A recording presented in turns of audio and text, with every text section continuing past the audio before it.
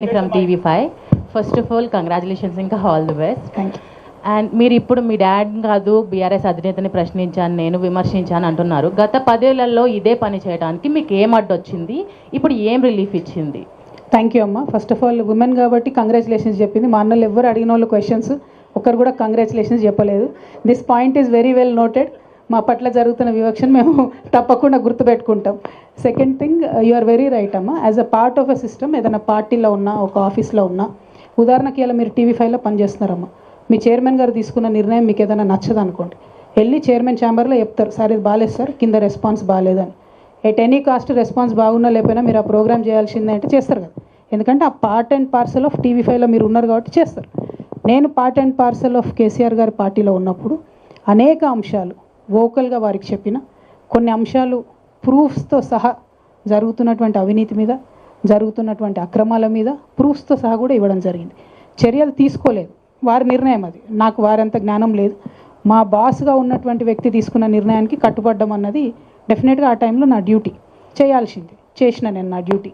అందుకోసం నేను తెలంగాణ ప్రజలకు క్షమాపణ కూడా చెప్పాను. నేను ఇంకొంచెం గట్టిగా ప్రయత్నించి ఉండాల్సింది, ఇంకొంచెం గట్టిగా నా వాయిస్ రేజ్ చేసి ఉద్యమకారుల పట్ల పనిచేయాల్సింది, ఇంకొంచెం కుటుంబానికి నన్ను గట్టేసి రాళ్లతో కొట్టమని తెలంగాణ ప్రజలందరూ నేను విజ్ఞప్తి చేస్తూ ఉన్నాను. ఎందుకోసం అంటా ఉన్నా అంటే, నేను ఒక కమిట్మెంట్తో వచ్చిన వ్యక్తిని. ఆనాడు ప్రశ్నించలేదు కాబట్టి ఈనాడు ప్రశ్నించొద్దు అని అంటే అట్లా కుదరదు. First of all, the strongest weapon in this world is not a gun, it is the ability to question. If you don't have that courage to question, there is nothing you can do. ప్రశ్నతోనే ప్రతిదీ ప్రారంభమవుతుంది. ఇవాళ నేను ప్రశ్నిస్తున్నా, ఖచ్చితంగా ఒక మార్పు వస్తుంది. వెళ్ళే డైరెక్షన్లో 100 మంది 100 అంటారు, 100%. వాటిని అన్నింటినీ I have to take it in good taste, but then I will keep forging ahead. Thank you. Rahul garu. Madam, KCR TRS launch చేసినప్పుడు ఇది ఫక్తు రాజకీయ పార్టీ కాదు అని అన్నాడు. తర్వాత he said yes we're a political party. No, మీరు జాగృతి స్టార్ట్ చేసినప్పుడు it started off as a cultural organization. ఇప్పుడు మీరు it has escalated into a political party.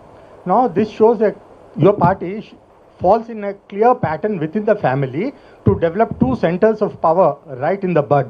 How do you react to this? Well, you are very wrong. I am sorry to say that, because I was suspended from BRS party without even being asked for an explanation. For any political party that is run under the Constitution of India, it is my democratic right to be at least given a show cause notice asking for whatever I have done or whatever I have commented or whatever reasons. See, there are other people right now, like Mr. XMLA, Mr. Rohit Reddy. He's in various cases.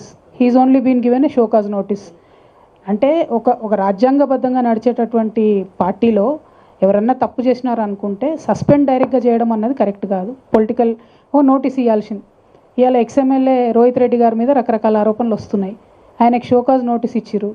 మరి నేను ఏం తప్పు చేసినా నాకు తెలియదు, నన్ను అయితే డైరెక్ట్గా సస్పెండ్ చేసిండ్రు. ఏ రోజైతే బీఆర్ఎస్ పార్టీ నన్ను సస్పెండ్ చేసిందో, ప్రజా జీవితంలో ఉండాలనుకునే ఒక వ్యక్తిగా నాకు తెలుసు ఈ రాష్ట్రంలో బీజేపీ ఎన్నటికీ మేలు చేయదు, నాకు తెలిసి ఈ రాష్ట్రంలో కాంగ్రెస్ ఎన్నటికీ మేలు చేయదు. ఎందుకంటే మొత్తం ఉన్న తెలంగాణ ఆంధ్రాలో కలిపిందే కాంగ్రెస్. 2004లో పొత్తు పెట్టుకొని 2014 దాకా సాగదీసి 1200 మందిని చంపిందే కాంగ్రెస్. వచ్చిన తర్వాత కూడా ఇప్పుడు కాంగ్రెస్ ప్రభుత్వం వచ్చిన ఈ 2.5 ఏళ్లలో కూడా గోస తప్ప ఇంకోటి లేదు. సో నాకు కాంగ్రెస్ ఆప్షన్ కాదు, బీజేపీ ఆప్షన్ కాదు. మరి నేను ప్రజా జీవితంలో ఉండాలనుకునే వ్యక్తిగా నేను ఒక పొలిటికల్ అవుట్ఫిట్ పెట్టుకొని ప్రజల ఆశీర్వాదం కోసం వెళ్తూ ఉన్నా. సో ఇది రెండు కనెక్టెడే కదా అని మీరు మాట్లాడితే అది చాలా తప్పండి. మీ ప్రశ్న తప్పని నేను చాలా వినయపూర్వకంగా చెప్తా ఉన్నాను.